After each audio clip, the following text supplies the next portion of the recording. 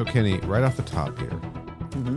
I went back to issue 4 again. Now it's only been like 2 days since we recorded our issue 5 episode, like in That our is correct, time. yes. It's been like almost a month since we recorded the episode 4 issue, though. Right. Or issue 4 episode. Yeah, but I simply wanted to go back to catch the name of Pathogen Lady.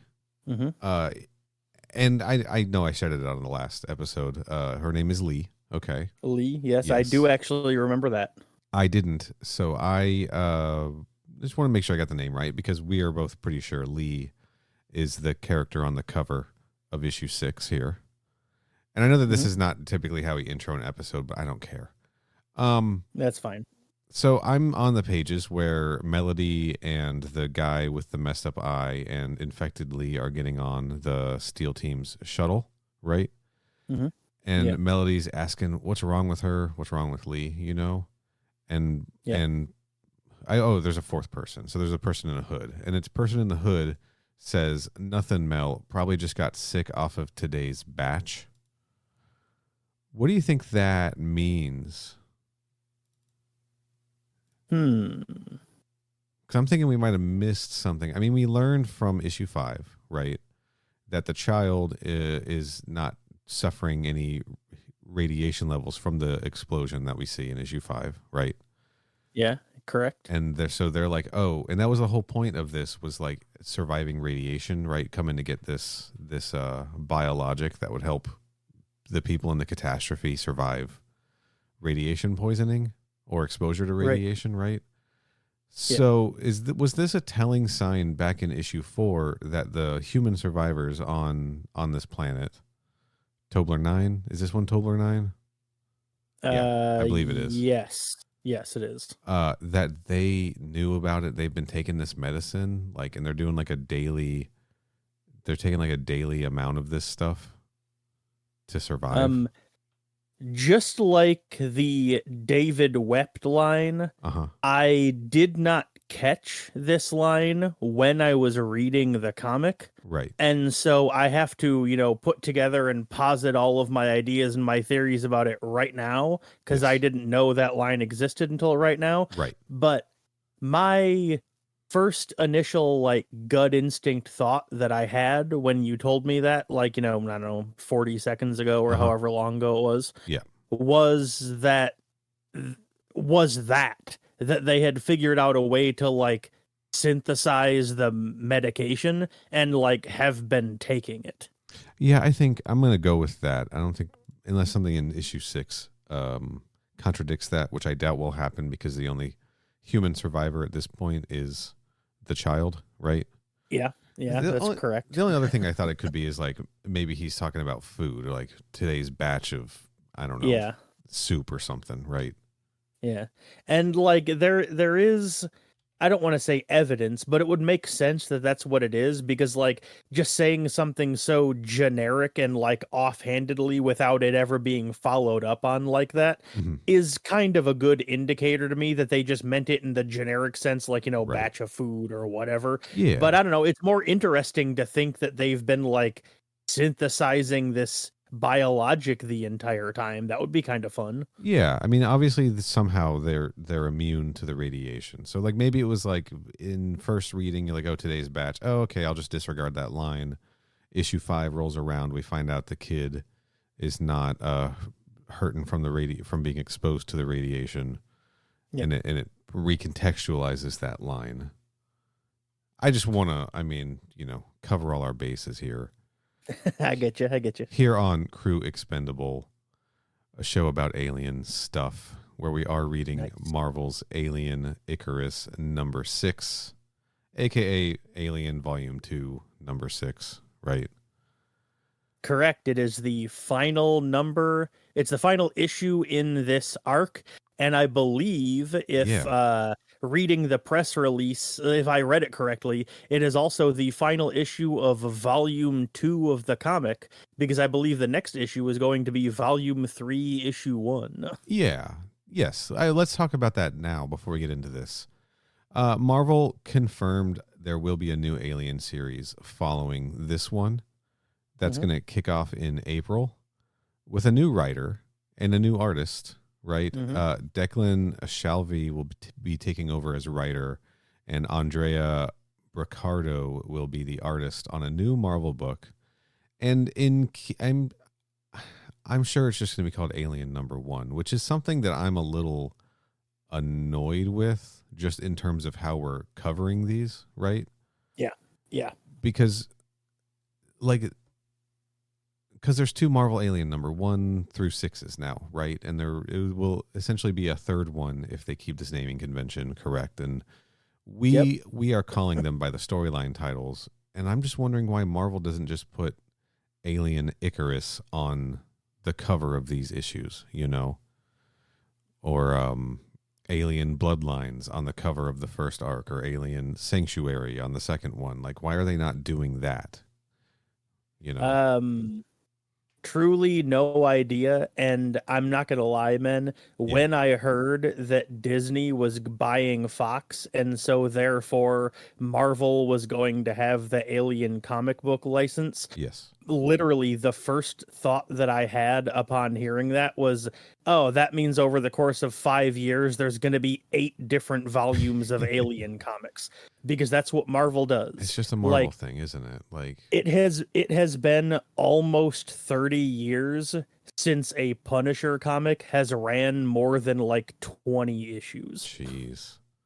And I'm thinking, because that's what they do, man. Like, if a book isn't immediately getting the numbers they want it to get, they will cancel it and relaunch it as a new volume, even if like it's in the middle of a storyline and the creative team is exactly the same. They will literally just continue to publish the book as it already was, just with a new #1, because if they relaunch and have a new #1, #1s always sell better. So yeah, I'll be honest, like, I haven't read Marvel comics since I think it was the Marvel Now sort of rebrand. Yeah. Yeah, and then they relaunched like Fantastic Four with #1 and all of that kind of stuff. Because but there's been like 4 Fantastic Four #1s since then, and to the point where it's hard for me to get back on board, because I'm like, which one is the right one? There is a Fantastic Four comic going on right now. I think they're on like right around issue 4 or so. Yeah. And it's funny that you bring up Fantastic Four, because that actually ties into the example I was going to use. Yeah. The current Fantastic Four comic is written by a Canadian cartoonist and webcomic writer named Ryan North. Okay. And Ryan North, one of the first like major comic book writing jobs that he had is he was hired by Marvel to write the Unbeatable Squirrel Girl comic. Okay. From like, I think it started in like 2015 maybe or so. Sure. And that comic ran for 7 issues and then they relaunched the comic with a new #1 in the middle of an arc. And so Volume 2, Issue 1 was literally just part 2 of the arc that had started in Issue 7 of Volume 1. So like, weird. None of the content changed. The author, the illustrator, everything about it was exactly the same. Literally, the only difference is that they just relaunched the book from #1. Yeah. And the reason I'm bringing this up is because the trade paperbacks for it. Yeah. Since the first volume only went for 7 issues before they relaunched it, both of the #1s of that comic came out in the same year. So they had to, on the back of the trade paperback where it lists like all of the issues that are in that book, it was like, I think it said like, collecting Unbeatable Squirrel Girl 2015A #7 and 2015B numbers 1 through 5 or whatever. Jesus. And it's like, man.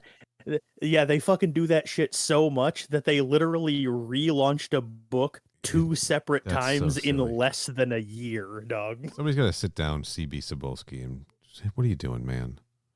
It is fucking ludicrous and I hate it. It And the is. moment I found out that Marvel was going to be printing an Alien comic, I knew they were going to fucking start that shit because Yeah, they do that with every single comic they publish. And right. would you look at that? In 2 years, they're already on the third volume of the comic. It's nuts. And this is Philip K. Johnson, this Alien Icarus storyline. This is his third storyline. He wrote the 12 issues of the prior volume and the annual, I believe, and now this run. And just based on the cover of this and the discussion we had on the episode, on the issue 5 episode, this is very much tying into his first story arc, at least thematically, right? With this xenomorph looking lady, right? It sure seems like it, yeah. But this is a completely separate volume, even though it's the same writer, and they reference the events of the previous ones, like in the the credit splash page thing. It references the events of Research Station Epsilon and the Spinner Colony, and like the things from the previous story arcs.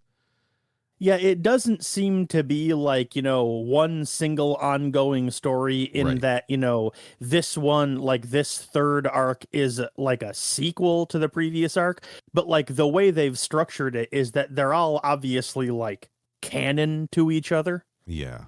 even if they're not necessarily connected by more than theme, even if the stories don't have anything to do with each other, they are like canon to each other. Yes. Right. It's confusing, but Yeah. weird editorial numbering situations aside, Alien Icarus parts 1 through 5 have been stellar, They certainly have. and it is now time to see if they stick the landing with issue 6. Let's talk about the cover. Yep. I'm ready to jump into this. Right. Yeah, so am I, and there she is. There she is. Kerrigan, the Zerg Queen herself. Center on the cover with a whole bunch of xenomorphs all lined up around her. Again, this is a female figure with xenomorph detailing that looks very much like something the character was seeing in his visions in the Alien Bloodlines story arc. And as we kind of discussed last time, the idea was that he was having visions of like what will happen if we keep experimenting with xenomorphs.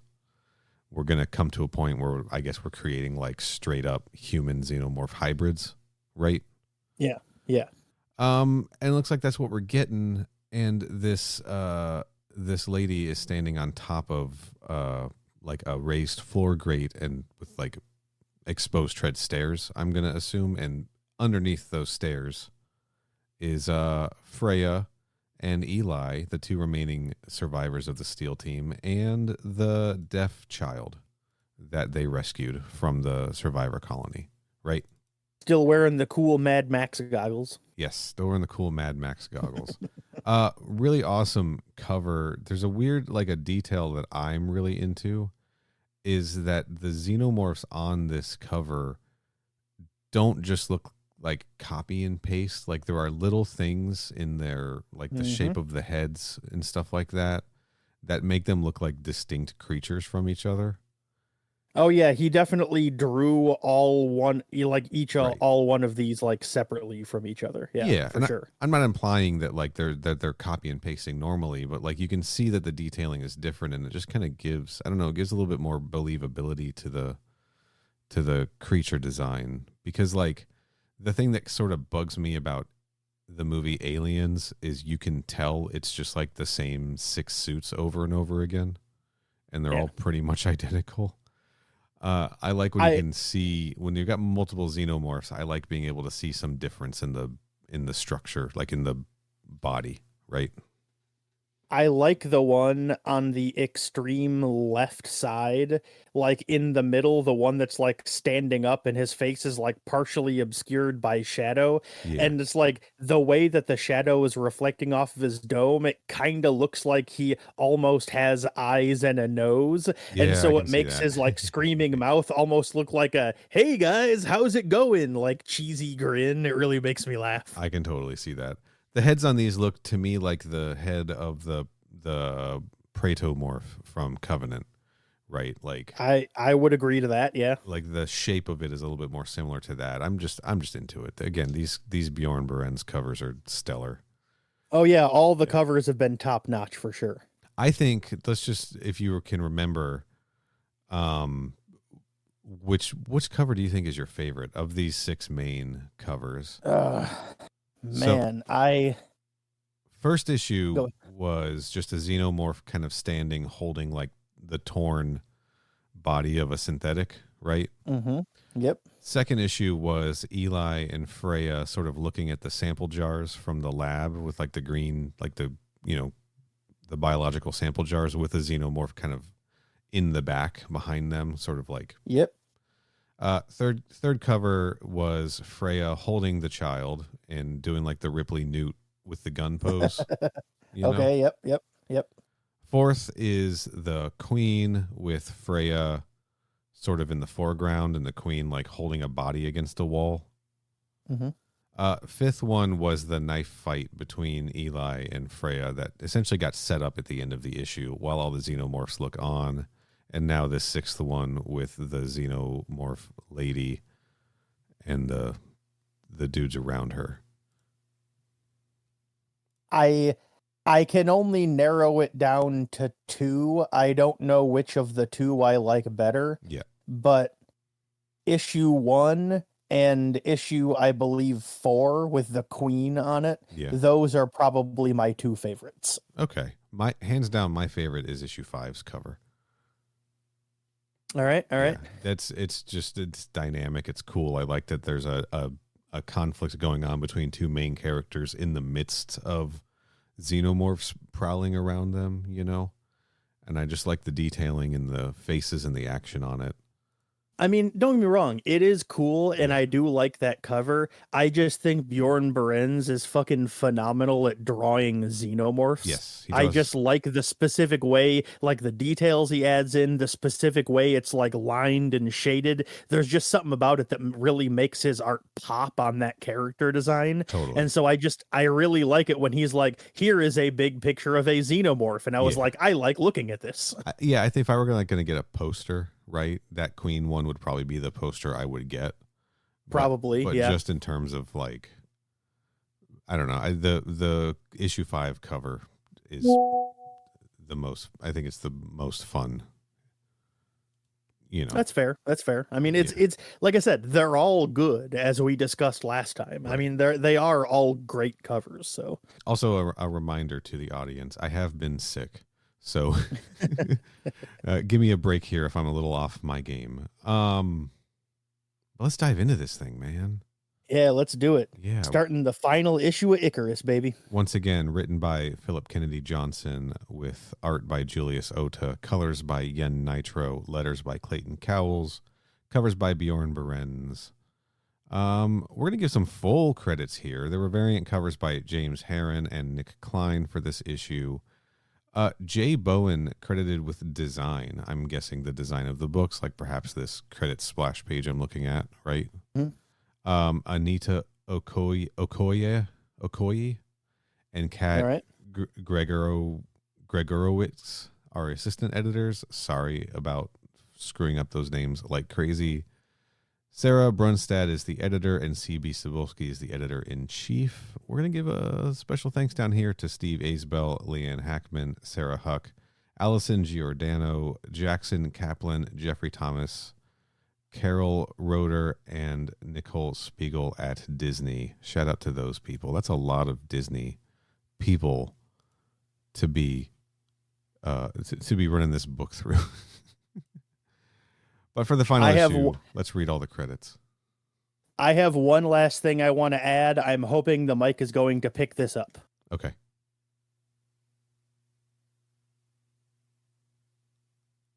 Did the mic pick that up? I don't think the mic picked that up. What was it? Okay, then in that case, you can cut this entire thing out. I cracked open a can on Mike. Oh, I can put that in post. What are you opening? What do you got there? Oh, I am drinking a can of Arizona raspberry iced tea. Nice. I'm drinking a glass of water. I was going to be drinking a bottle of water, but I noticed I had 1 can of Arizona left. I usually, since they're $1, I usually buy them 3 or 4 at a time, you know? Sure, yeah. All right. So when we left off last time, the entire SEAL team is dead, right? Except for Freya and Eli and this child, and Lee, the survivor, the human pathogen mutated survivor, had gone and resurrected the queen, and Eli was having some kind of a standoff with the queen while Freya and the kid tried to leave, only for Eli to then catch up with them and throw the kid off of a railing into a bunch of xenomorph eggs, and now he's like ready to kill Freya, right? That was Which that is correct. That is how it ended. Yes. And I got to say, I am kind of surprised by that, because until we got to the end of issue 4 and saw what the cover of issue 5 was going to be, I did not guess that the plot would involve members of SEAL Team turning on each other. Yeah, I kind of had a feeling it would, because of how like militantly anti-human Eli has been. Fair enough. And again, I think I'm not criticizing him for feeling the way he feels. Like, the SEAL team was very clearly taken advantage of by the military and humans in general. Oh yeah, for sure. So his feelings are not unwarranted. But he did kind of let this whole pathogen outbreak happen, right? Like it is definitely his fault. That's for sure. Yeah. And my theory is that he is somehow the pathogen is somehow involved with these xenomorphs in a more direct way. Like, perhaps that was the biological shift, right? The thing that made the ovomorph special. And I think there's some pathogen shit going on here, and I think Eli may be infected with it. We might have an Eldon situation finally, you know. Well, we can see right here in the first panel that Eli does in fact still have his eyes. He does have his eyes, but they are. So we were wrong about that on the previous episode. Well, I didn't think he lost his eyes. His eyes just look kind of like black and like, you know, pearlescent, like Lee's kind of do. And he's got shit marks all over his body, right? Like from the fight with the xenomorphs, apparently. For sure. So the first page, he's got a knife to Freya's neck, and he's like, "Don't try it. Just let them do what they do. These monsters have nothing to do with us." Yeah, and we cut down to the child who was like face to face with the queen, right? Yep. Yeah. They sure are. And then on the credits page, we have a little listing for the SEAL team, and it has pictures of Seth, Nora, and Astrid, and then it says status offline underneath it. Status offline. Pour one out for Seth, Nora, and Astrid, beloved members of the SEAL team, battle synthetics. And then, let's see, the next panel is the queen lunging at the child while Eli continues to rant in VO boxes above it. Yeah. And, damn, he's like, "Why do you care about this child? You didn't try this hard to keep Astrid alive." Shit. The kid flinches because he thinks, he's about to get bit. And I also find it funny that, the queen, not all of her teeth are sharp. Oh, yeah. Oh, that is fun. Yeah, and she has flattened teeth on the front just like humans do. Like, well, you gotta let that jaw out. You know, you don't want to cut. That's a very good point. Jaw. Like, imagine, like, you know how what it's like as a human to like bite your cheek, right? Yeah. Something I do every 2 weeks. Imagine accidentally biting your tongue that has a second mouth off in it. Yeah, dude, that'd be rough. But Freya here, she's calling them out. She's like, you love telling yourself that organics are inferior and that synthetics are so perfect. And she's like, we're not perfect. We're not even better. Yeah. What a great line. She is not. And then she is not a disciple of David. And then she fucking runs him through the skull with what looks like a piece of rebar, maybe. Yeah, or perhaps it's one of David's flutes. I think I've used that joke before. Last time a synthetic got stabbed in the head. That is correct. I yes. said they got Waltered. But yeah, she runs him through the eye hard enough that it pops out like the back of his skull on the other side, calling him broken while she does it. That's kind of, yeah, she's like, you're angry, petty, suspicious, broken.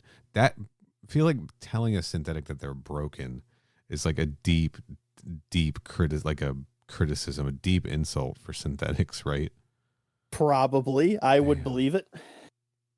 And then she leaps off the balcony to save the kid. And he's like, you don't have a weapon. And she says, yes, I do. Nora left one for me. Oh, dude, look at that. And then, she says, Nora left one for me. And then we see a shot of the top of the queen's head. And there is a knife sticking out of it. Remember when Nora fought the queen with swords? And then if you go back on the previous page, you can very clearly see that blade sticking out of the top of the queen's head. And I'll admit, I was looking at that panel and I did not notice that. Hell of a detail. That's so fun. So glad that the swords are coming back in. If you listen to this one and you haven't read this comic series, go read it. A synthetic fights a queen with a sword. It's pretty badass. It is. And she pulls out the sword and the queen gets pissed. And then the kid runs over and picks up the pistol. And Freya... The Type 95 combat pistol.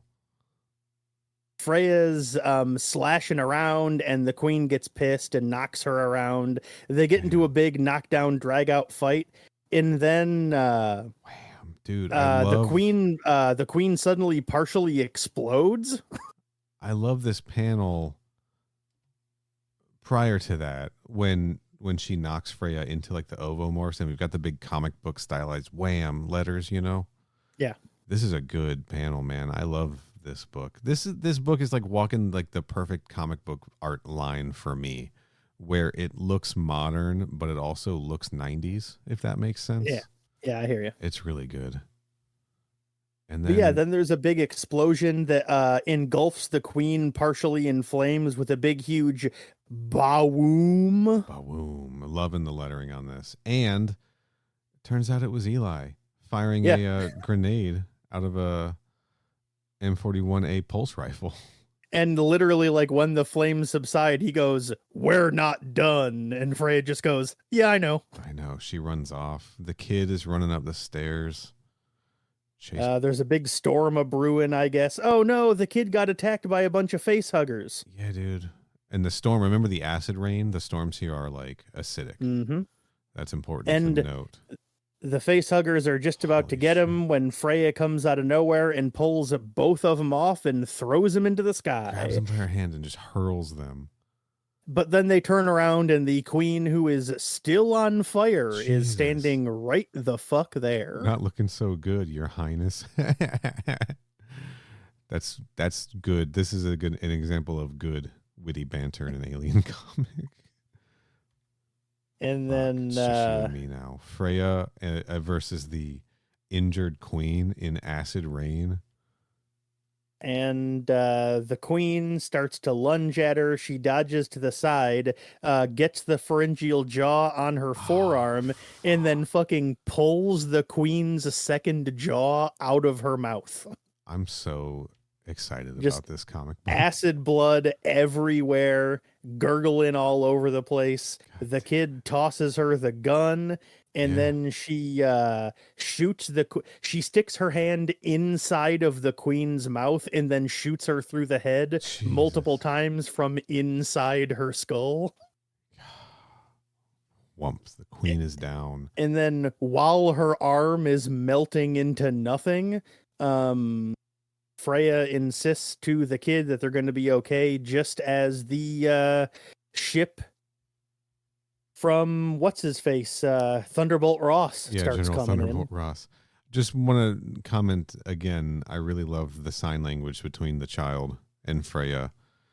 The way that their speech bubbles that like go to the hands. Yeah. It's just a nice design. That is a very neat, like visually interesting way to show it. Yeah. And let's see. Yeah, so the general what a fucking bitch. is landing. Someone on post said all synthetics will be eligible for U.S. citizenship after the operation. Is that true? Someone on post is misinformed. This motherfucker. What a fucking asshole. Synths are expensive toys with delusions of grandeur. This motherfucker. If I did my job, these manies think they'll get a seat at the table someday. But the truth is, there's not a politician living who wouldn't die in a ditch to keep that from happening. Motherfuckers. And then let's see. Been through. Well, we're not done yet. So the ship lands. Thunderbolt Ross gets out. Yes. Sees a body walking and is like, Freya, is that you or is that Nora? And then we can tell from the silhouette that it's actually Lee, but we don't see him find that out yet. We don't. He can't. Well, he says, "Oh God," but he can't. Yeah. They can't see anything because of the acid rain, right? We should be clear. This isn't actually Thunderbolt Ross. We don't remember this guy's name. He was in issue 1, and he looks like General Thunderbolt Ross. I believe his name is Colonel George March. I think. Yes, it is George March. Yes. Ancestor, a descendant of Thunderbolt Ross. That is correct. But Freya and the kid are running up a flight of stairs, and then when they reach the top, we see Lee disemboweling all 3 of the military soldiers that just landed on the shuttle. Thank God. Good times. It's interesting how she's speaking to the child from behind the child. The child's deaf, so she's just talking to herself here. Like, I get it. She's talking. I think she really is talking to herself here, right? Like, yeah, she definitely is. I mean, like, yeah, the child, while they're going up the stairs, the child is in front of her, looking the same direction as her, so he's not even aware she's speaking. She's literally just monologuing to herself. She's saying it's gonna be weird for you to live on easier worlds, no more moss farming or looking out for monsters every time you go outside. And then they see a monster now that they're outside. Yeah. Yeah, they see Lee ripping these dudes apart. Lee lunges at them, and then a line of fire gets shot in the ground just in front of her, and turns out it's Eli, back to save the day a second time in this issue. Still got the piece of rebar through his head. Oh, yeah. Lee looking much more mutated. She is not matching up with the cover, which our prediction last time was that she's the cover model. I mean, there is still time. We still have a few pages left, so who knows? Right. But yeah, Eli shows up. You're wrong, Freya. I'm not like them. I'm not sure who he's referring to. The monsters, I suppose. And let's see. This kid's your chance to prove it. It looks like she knows that Eli is planning to stay behind to let them get away, and she's like, no, you can come with us. And turns out he actually does. That's cool. He gets onto the ship with them, and they fly away. Yeah, pretty I guess there's a bit of a standoff here as they're discussing things, and but not a lot of they do seem to just kind of get on the ship and take off without a lot of trouble from Lee or the Xenomorphs, and now they're in space. Yeah, like Freya says, come with us, and then we see Eli just thinking about it, and then Lee's kind of like, doing her normal shit, and then Eli just goes, fine, and then you see the ship pulling away. So I'm guessing I guess he did shoot her quite a bit, so Lee is damaged, and that must be why she didn't really pursue. Because he had a gun on her, so. And then we see Eli on not like the robot version of a med pod, I guess. Sure, he's on like a table. Getting sewn back up, and they have a little conversation about the kid and how the 3 of them are kind of like a family now. That might not be what it was, but it's still our family. We can teach him, help him to be better than the ones who raised him. Eli's thinking about Seth. Mm-hmm. Relive old memories. Yeah. I've seen plenty of organics relive old memories as they die. Their brains try to translate death into something familiar. So that's interesting. Others see it as evidence of afterlife or higher power or whatever they need. So he's talking about the organics. the humans. And Eli is questioning how different they actually really are. Right. He says there's no way he saw Nora before he died. Ooh. Because remember, Seth had that line from like through the like through their comm link where he said before he blew up in the explosion, where he said, "It's okay, Nora is here." So he's commenting specifically on that. And dude, check it. Like Eli turns to Freya and says, "Do you ever access your philosophy archives? The teachings of David are in there." The teachings of David are in there. Tobler 9 reminded me of something he said. When at last they are gone, humanity will leave behind two gifts to the universe, precious in equal measure, our creation and their own self-destruction. The words of David. Yeah, they riff a little bit more, and David continues to monologue while we cut back to the planet they just left, and we go inside of a building on the other side of a grate and through a cave, and then we see Lee, I'm guessing, turning into the creature on the cover of the issue. It is definitely Lee. Yeah. So there's a lot more to the David monologue here. I don't want to spoil it for this comic book review because people need to read this. And plus, it's not our job to just sit here and literally transcribe every line of dialogue in the comic either. So this is yeah. I do want to say one quote from this. This is not the full part, but part of this is.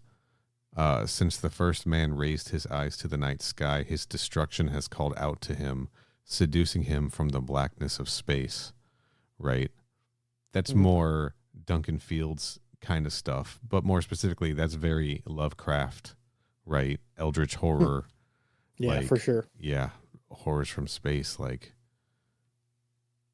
And that's the end. That's the end of this story. Yeah, that's it. That's how it ends. So that is definitely Nora. Like you can see the marks on the skin are the same, and specifically the details in the head and face are the same. So, yeah. So this does come full circle to something established in his very first comic book story. Wild. Oh, and then we have a little author's note here at the end. And he makes it clear in it that he definitely did know that this was his final issue of the comic. Yeah. For sure. Yeah, this author's note is interesting. Yeah. To the readers, the creative teams, the editors, to Marvel writ large, to everyone who was a part of my Alien stories, my humblest, most sincere thank you. I remain the biggest Alien fan ever. I'd happily do it all again, and I'd jump at the chance to return someday. Which implies it was not his choice to leave the book, but whatever. But he,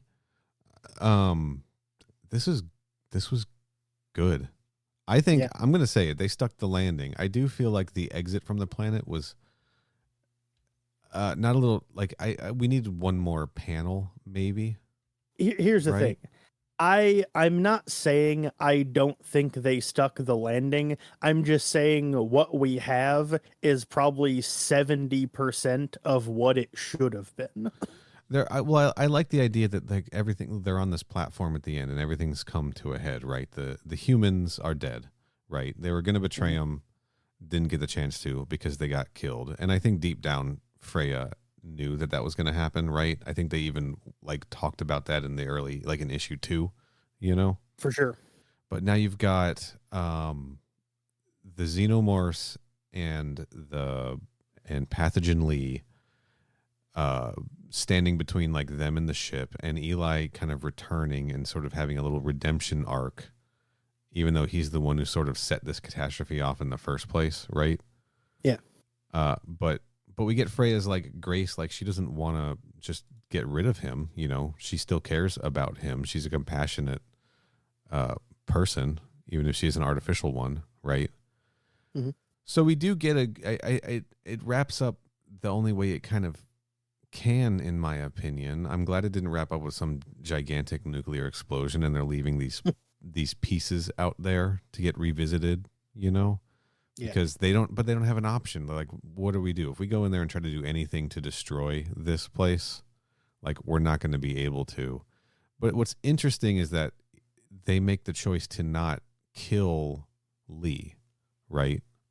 Yeah. Eli does leave her. I mean, he's shot her a bunch of times. Maybe they're assuming she's going to die, but she's still standing as they take off. So there's maybe something missing there. Like I said, maybe we need one more dialogue exchange, one more panel before we see the ship taking off.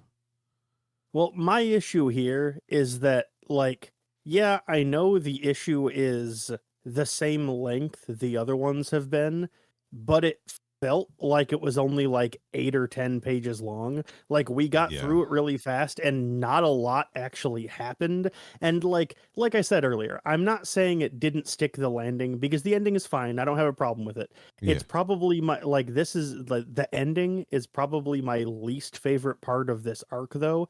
And because, like, the way it ends, right. The comic, like, we don't really actually know what happened. Like, is that Lee? Yeah, probably, because that's the only female-looking xenomorph there is in the comic. But, like, what does that mean? What's that supposed to imply? What am I getting from that? That's all just speculation on my part. I don't know what I'm supposed to do with this, right. You know? Yeah, this maybe needed a couple more pages. This was really action-packed. That's why it kind of breezed by, you know? That is correct. It was mostly fight scenes. You've got me there. And they were good ones, too. Like, I'm satisfied with them overall. And I'm going to say it, like, I like this sort of ambiguousness of, like, I'm glad we don't, like, we have the answer, right? We understand that this being is a pathogen-infected person who has been in contact with xenomorphs also, right? Yeah. Like, we know that that's what caused this evolution trigger. Mm-hmm. But we don't have it all spelled out for us as to the why and the how and the what's going to happen. And, like, I don't want all of these questions answered. I want some sort of, like, ambiguity to it, because at the end of the day, all I really want from alien stories is people encounter aliens and some of them die and some of them survive, right? That's true. Like, you've got me there. I'm forced to agree with you on that. That is a good point. So it's satisfied in that regard. And it is doing something fun with the mythology that I don't like. It's doing something different with the mythology that still fits within the framework of what we know, you know? Mm-hmm. Yeah. It does create opportunities for it to be like for new threats to evolve, right? But not in a manner that's going to sort of detract from what came before, right? It's not rewriting what the xenomorphs are. It's letting the xenomorphs be xenomorphs, but it's adding this other element in, which is I think my overall feeling about how the franchise has been handling pathogen as of late. Mm-hmm. They're less interested in tying it to the xenomorph and more interested in using it as just like another thing that exists alongside the xenomorph. Sure. And that I'm really into. Like that I like that as the pathogen can exist without detracting, like without, you know, the pathogen can exist and the xenomorph can exist, and there's a connection between them, but they are still separate entities in this universe. And that makes it work for me versus the direction that Prometheus and Covenant seemed to be going, which was really trying to link the two in specific ways that I don't think they need to be, you know, that I don't want them to be. So, I mean, I can't disagree with you on any of that. I mean, I don't know what it is about when I read this ending. I'm just kind of like, I would prefer more. Like I there isn't really a specific, like, I'm sitting here trying to think, what would I do differently about the ending? Yeah. And I honestly don't know. I don't know what I would change to make it more satisfying to me. Yeah. All I know is that when I read this comic, I was like, I think I would have liked to see not this, but I don't know what I would have liked to see in its place. I don't know. I think for me, there needed to be either more peril with the escape or less peril, right? Like either they think the threat is eliminated and they leave, or they just narrowly escape, as opposed to just what seemed like a more casual exit. Like Lee was just sort of standing there as they got on the ship and closed the door and took off, and like no xenomorphs tried to stop them. You know what I mean? And see, like the comparison I was going to make is it's kind of like the T-Rex in the first Jurassic Park, where the you're saying her vision is based on movement. Well, in comparison to Lee, where it's kind of just stomping around, doing its own thing, and then at the climax, the two of them finally interact, and their confrontation ends with the monster just kind of being there while the main characters manage to escape without really that much of a problem. Yeah. And so it would have been interesting if the xenomorphs had attacked Lee like the raptors and the T-Rex at the end of Jurassic Park, right? That's not what I'm saying. And and that would have allowed the heroes to escape. Well, the reason I brought up that comparison was because I was like, it kind of reminds me of that. But then the more I thought about it, the more I was like, I don't know. The ending of Jurassic Park worked for me, though. And even though it's kind of the same thing as this, it worked. This just doesn't work as well for me for a reason that I'm having trouble articulating. Sure. I don't know. I guess it's just too mild, I guess. Like not a whole lot really actually happens. Like actually at the end they just kind of show up, Eli fires his gun a couple of times and Lee screams at him, and then they just fly away on a ship. Like nothing, it doesn't feel climactic enough. The issue as a whole does, but the end of the issue just doesn't really feel big enough, I guess. That's what I'm saying. And like I'm okay with a small ending in a lot of things. We've talked about some of that stuff personally, that like I'm okay with an ending that just kind of like, it doesn't always have to be a big dramatic, thing. It can just be like, well, this story is over. But the way it was done in this, like I was saying, we either needed them to like narrowly escape as xenomorphs are like swarming on the shuttle or something, or they needed to have put the threat down as far as they knew so that they could just leave without xenomorphs around. But as it is, we see two xenomorphs and we see Lee just sort of standing there doing nothing, watching them board the shuttle and leave. Right.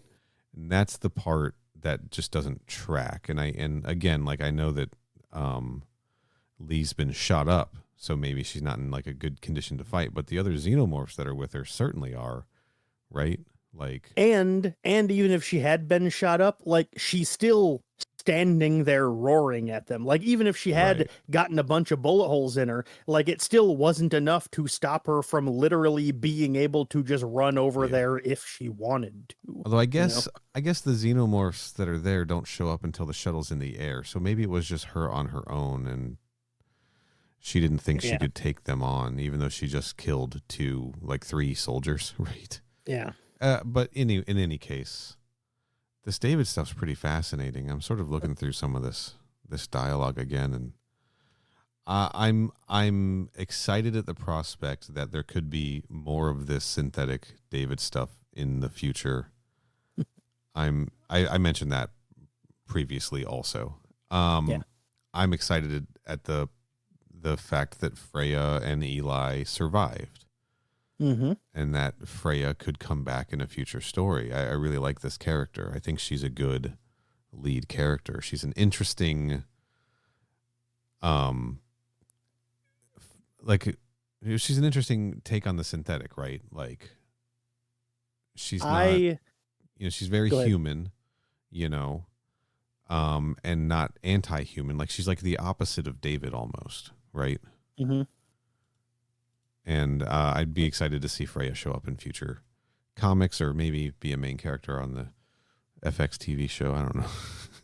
I'm really surprised that Eli survived, because he was, an antagonist, butting heads with our sympathetic, human-loving main character. Right. So I'm genuinely surprised that Eli was one of the people that survived. Yeah, the dynamic is interesting, but it kind of had to be, right? Like they are the two sides of, like he's like the I hate organics, synthetics are superior, and she's very much like I just want to be seen as a person, right? I don't want to be seen as a toy in a machine, right? Like and there's something really fascinating there too about how like synthetics don't choose their existence, right? Much like we don't get to choose to be born. Synthetics also don't. They're kind of, just made, They sure are. So giving them complex emotions and things like that is, that's a tricky situation, as we've seen obviously in Prometheus and Covenant, right? Like that's right. Kind of the whole thing with synthetics in this franchise is, how do they deal with existence and life? Yeah, they kind of have that problem a lot. Yeah. Yeah. Unless they're like, unless it's an Ash, like Ash didn't think about that shit at all. Right? So let me ask you, now that you're done with this storyline, give me your thoughts. Of the whole story arc? Just the entire arc altogether, yes. This was one of the best alien stories I've read, comic book stories I've read.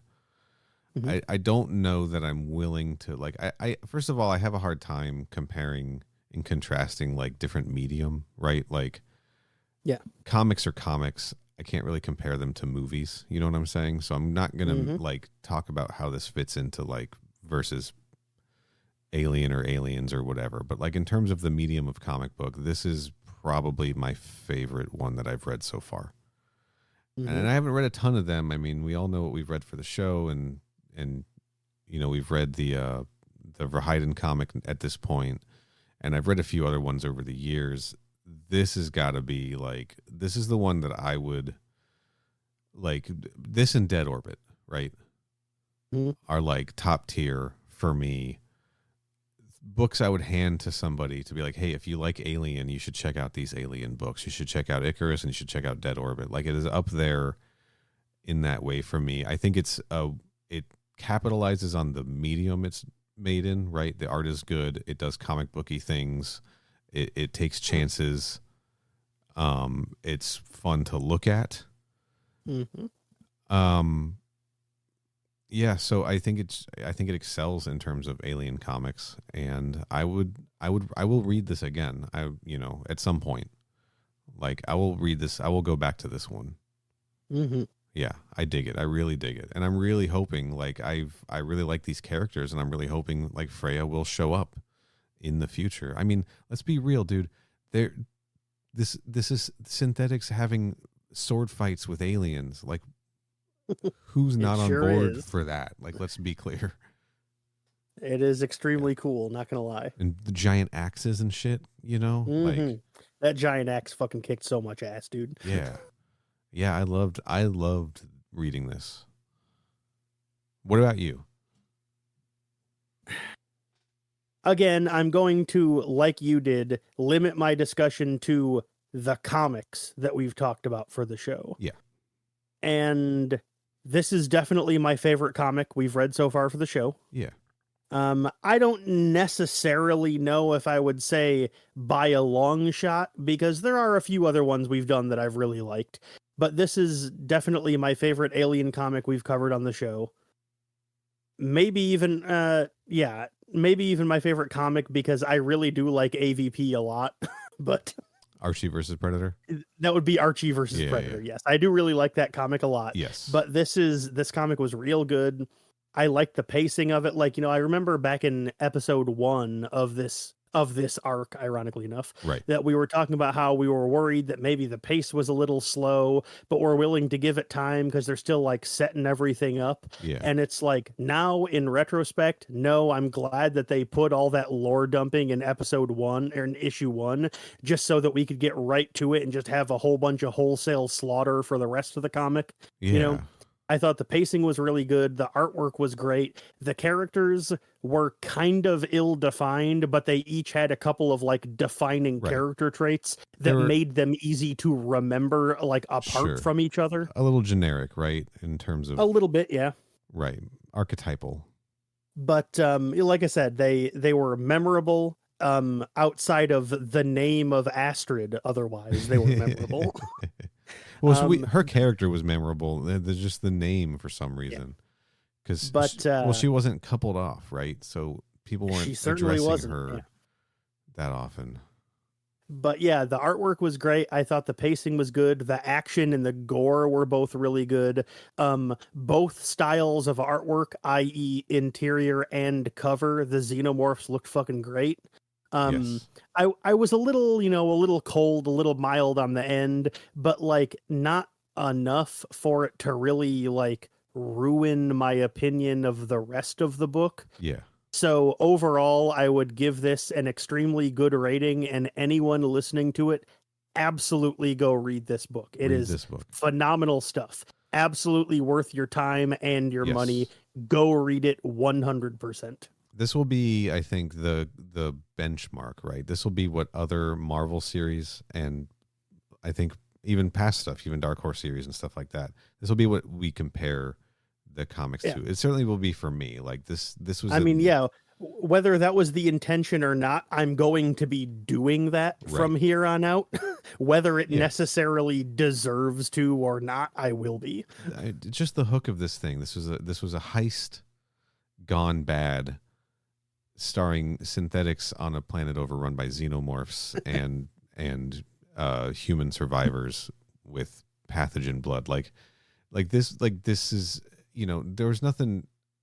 This is like a good example of taking familiar things and recontextualizing them, right? Like we're familiar with heist tropes, right? We're familiar with the tropes of an alien story. We're familiar with all of these things.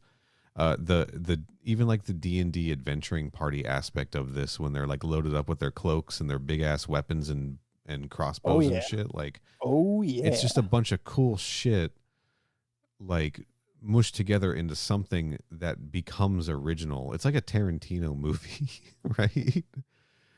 Stick with me on this. Like the way that he just pulls tropes and samples from other like cinema to like form new stories. It's like that.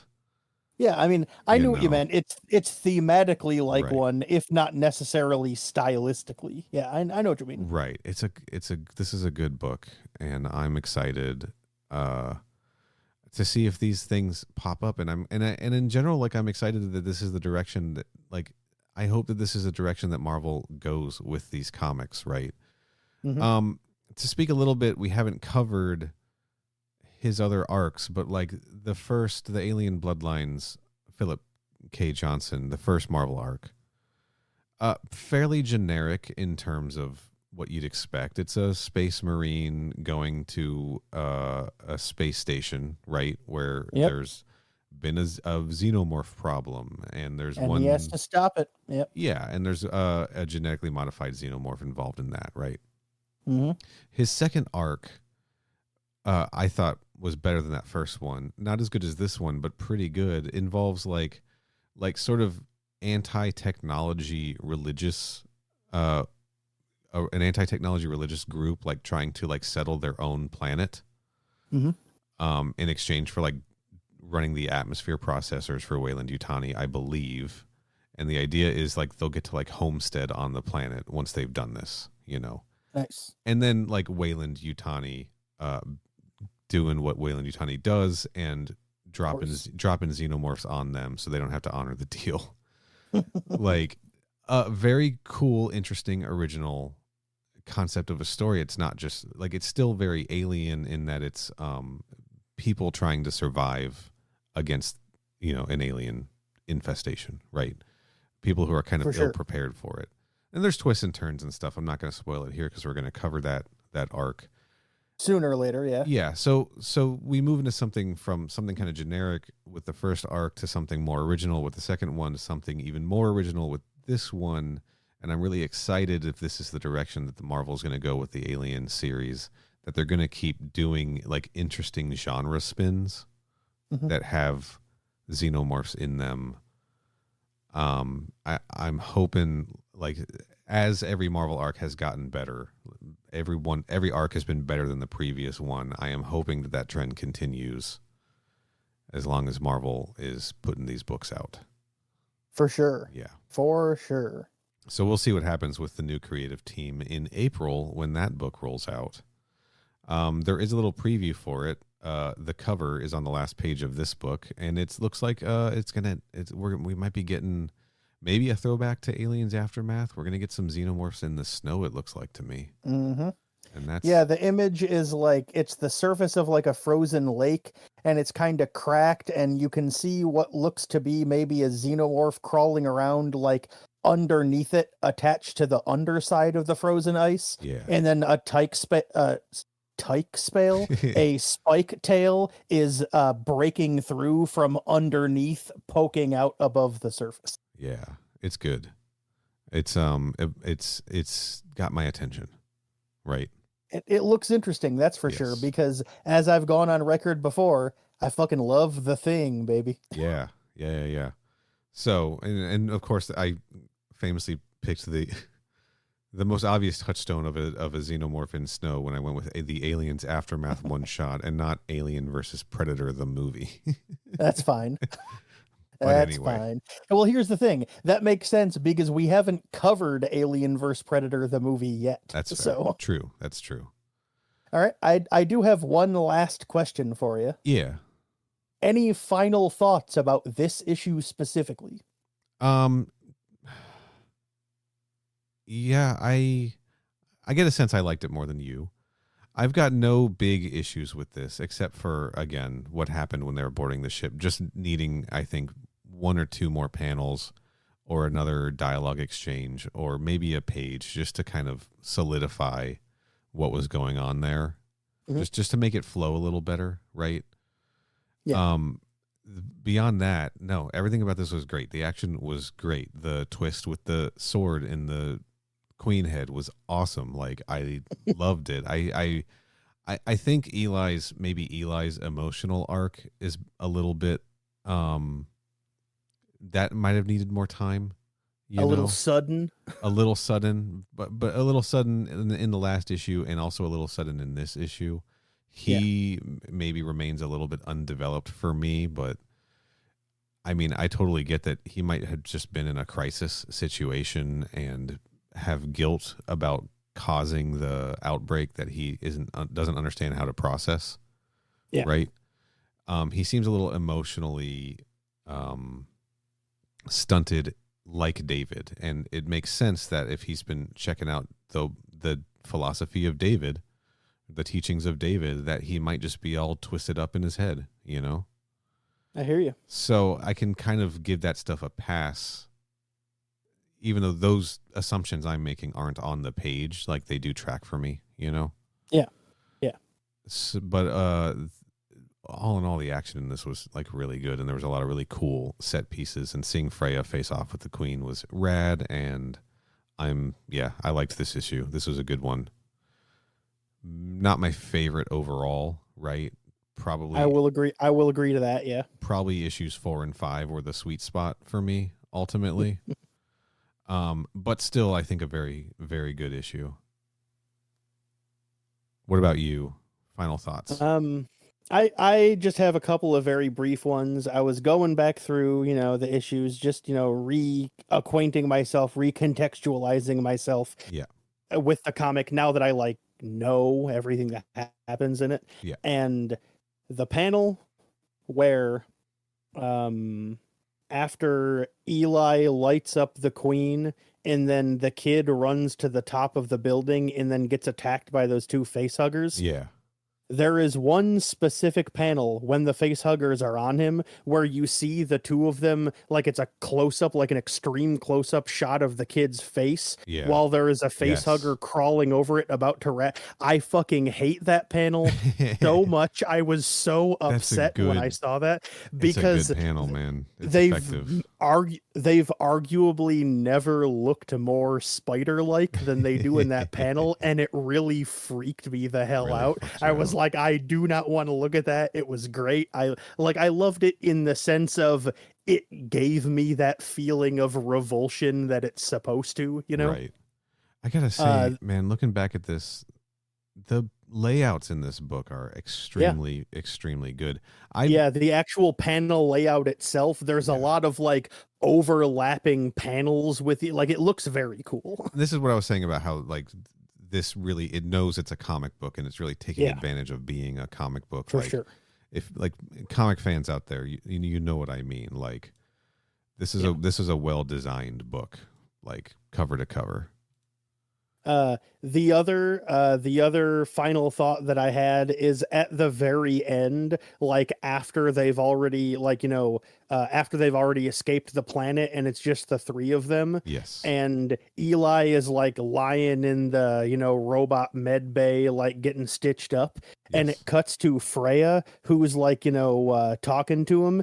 And you see that the arm that was holding the gun that she like killed the queen with, that was all like starting to get melty and stuff, like that arm is wrapped in a bandage. Yes. And how the hell is that gonna help? She's a robot. Well, I mean, it's, they're, I don't know, man. Like, see, exactly. Okay. That's the reason I'm pointing it out. I thought it was funny because it's like, why is her arm wrapped in a bandage? So she's not like alive. She's not going to worry about like bleeding. It's not like they need to make sure the skin graft stays on. Like, she doesn't need to have a bandage binding up her arm. She doesn't have a wound. I guess we've seen the insides of other members of the SEAL team, and it does look like the insides of Ash, but like, I don't think that we really know. I mean, David was able to heal, right? He was able to have his head reattached and heal, right? That's true. There's got to be a way. And like, just to talk about Terminator a little bit, right? Like in Sarah Connor Chronicles, like it is shown that Terminators can like regrow their biological, like, skin and everything. Like, there are ways to do that. So there might be just ways for synthetics to do that as well, to like repair their skin and everything. I mean, didn't David's head get reattached by someone else though, as opposed to himself? Well, Shaw reattached his head, but like that's my point. Like, we see Eli lying on this table and there's all this machinery like patching up like the, cut marks and slash marks on his head, and it's like she just like has a bandage around her arm, and it's like, your arm got melted by acid. A bandage isn't going to help. You're not bleeding. Yeah, I don't know. Like, Eli apparently didn't need bandages to get his head wound stitched up. Eli looks brand spanking new. And like that's what I'm getting at. And I should clarify for both you and the listeners, this isn't a complaint. This isn't me finding a mistake and I'm complaining about it. I genuinely thought it was really funny and I wanted to point it out because I thought it was amusing her arm was just wrapped in a bandage like she was like, a fucking athlete or something. Yeah. I thought it was funny, and so I wanted to point it out. I gotcha. Yeah. But I don't think I really have anything else about this comic. Okay. I think that's about it for me. So let's wrap it up then. Before we do plugs, do you have your designation? I will in just a moment. I had one. I just needed to remember what it was. Okay, I've got it. All right. Well, this has been Crew Expendable. Alien Icarus is a story arc that you should definitely go out and read for sure. Co-signed. Yes. But we're going to get out of here for now. Kenny, where can people find you online if you want them to? I'm on Twitter and various other social media sites, including, as of about a month ago, Goodreads and Letterboxd. I use the same handle for pretty much anything, so regardless of where you go, if you search for it, you'll probably find me. I am at CYHOBBEZ. Nice. I am on Twitter at Final Neal and Instagram at Final Neal Retro, and I do another podcast about Mortal Kombat stuff called MK PodQuest. You can find that at mkpodquest.com. Kenny, where can people find this show on the internet? Our website is crewexpendable.net. Our Twitter handle is at crewexpendapod.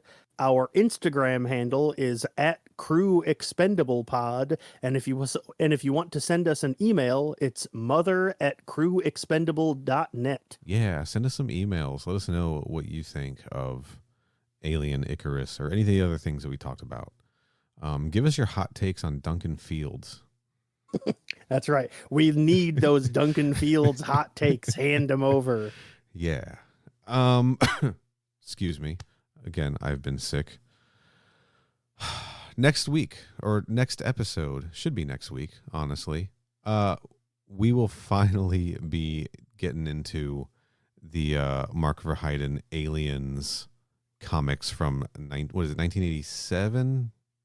No, I think it's 88. 88, 89. I thought it was 88. I thought it was 88, but it's late 80s. Yeah, the sequel comic book to Aliens, the movie. Very different from this comic, right? You could definitely say that is definitely two different ideas of what the alien universe should contain.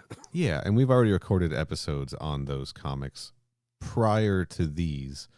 Mm-hmm. So don't get it twisted if we're like referencing things that haven't happened yet or whatever. Yeah. It's just the way the cookie crumbles sometimes. So that is coming up next. And until then, I am man defined by his inexorable, inevitable attraction to the flame, Hallstrom. And I am Beacon Triangulator Rohrbacher. And until next time, stay frosty.